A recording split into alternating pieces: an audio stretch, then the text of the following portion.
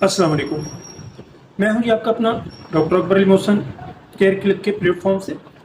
हमारा आज का मौजू है बच्चों का दांत पीसना या दांत रगड़ना या दांत को छुआना।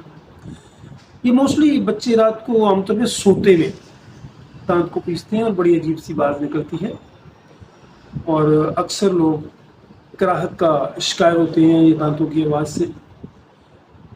लेकिन ये बच्चों में आमतौर पे छोटे बच्चों में होता है और जो इसकी कॉमन कॉज गिनी जाती है वो मोस्टली इसमें कॉमन कॉज जो होती है वो वही एब्डोमिनल वर्म यानी कि पेट के कीड़े ही गिने जाते हैं।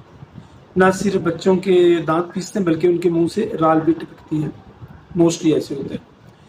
तो जो मेरा मामूली मतलब है वो है जी सीना 3x से 30 तक, और मोस्टली बच्चे इसी एक टॉय से ही ठीक हो जाते हैं। लेकिन अगर राल टिपकती है और साथ में वही मैदे में खटास वगैरह की शिकायत भी हो तो वो बच्चे की वोमिट या पोटी वगैरह से पता चल जाता है।